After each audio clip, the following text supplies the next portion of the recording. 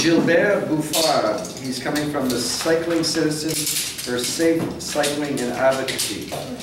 Gilbert And John Black. And John Black? John Black. Jacques. John Black.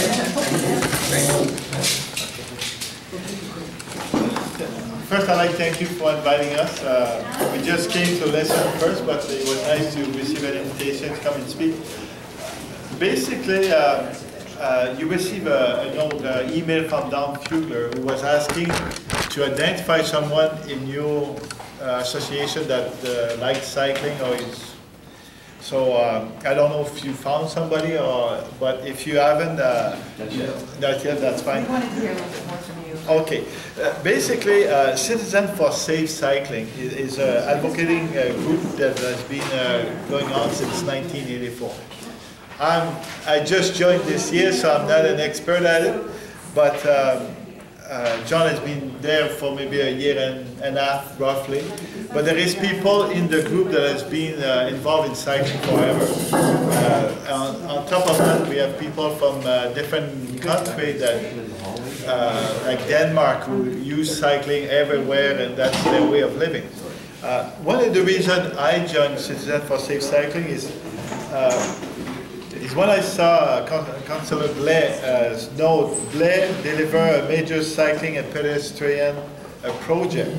And in his letter, he said, the Trans-Orleans cycling and pedestrian pathway will connect our community and act as a backbone for a larger network through Orleans and Cumberland.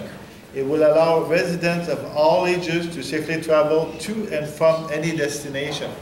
And when we saw in the newspaper that it would be a new pathway at Cardinal Creek, that brought us our attention. Is that for myself, I look at pathways. You mentioned that cyclists go fast everywhere, and it's not always the case. No, I just mean, were they going to consider a cycling option for them? That's all I want to know. Yeah, basically that's why we're trying to match both. There is cyclists that, like John is working on the LRT project, there is people that will cycle to go to the LRT and take it as fast as they can. But there's also the people that, I have a family and I got a soccer game, instead of getting in my car and driving there, we're going to take our bike and we're going to ride safely, sometimes it's not always easy to ride safely in this road with a younger family. So I'm going to get on by the power line and try to make it to the soccer field riding my bike. That's why we mentioned cross rides. You know, like a lot of people are talking about crosswalk, but the cyclists are not allowed to cross in a crosswalk on their bicycles. They have to get off and walk. So you can see this on the, I don't know if any of you use the multi-use pathway along the power line, the corridor there.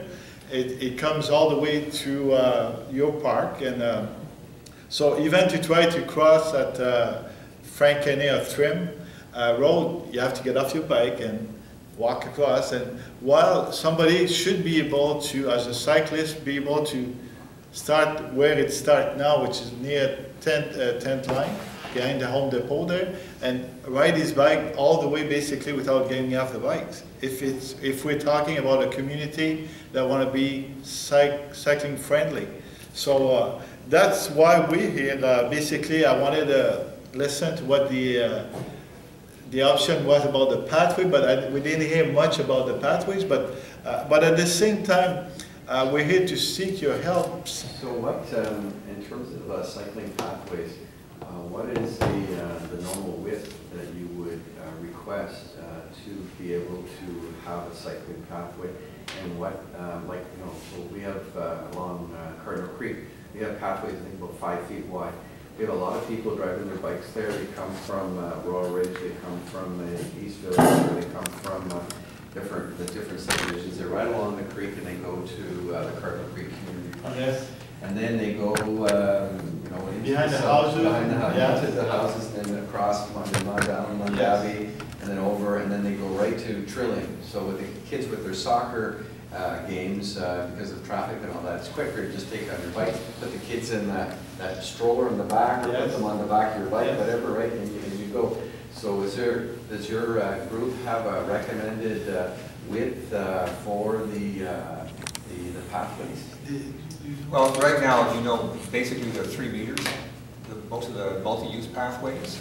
But I think if you check the NCC strategic plan to 2067, the NCC is talking about actually widening some of their pathways, their multi-use pathways to 6 meters, because I think that we have to recognize that the more cyclists they are, and this was raised earlier in the meeting, there's more of a potential conflict between pedestrians and cyclists. So you're talking about developing this park right now, but eventually Frank Kenny will be coming in, so they're looking at something over the long term. And you also mentioned the fact that it would be nice if the kids could cycle safely, or go to Giselle alone safely.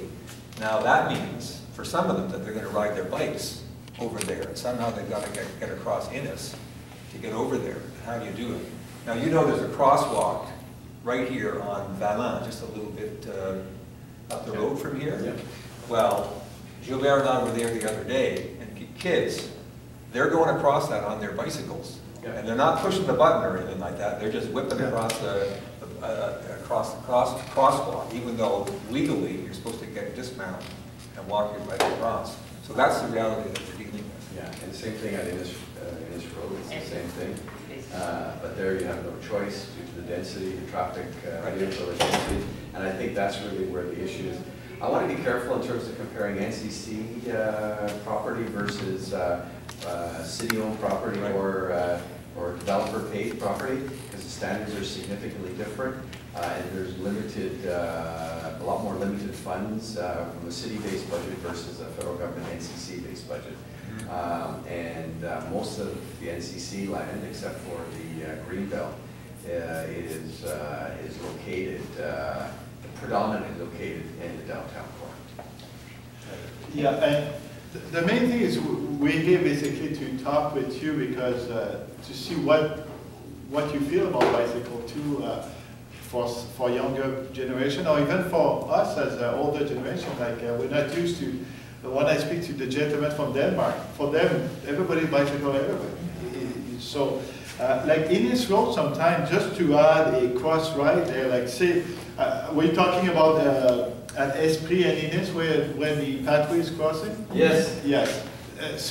Like I just wrote to our council about this, and this one my first letter since, but they could put a cross ride there, which is not much, it's already existing, the lights and everything. A cross ride is just makes it legal for a bike to take that crosswalk without getting off.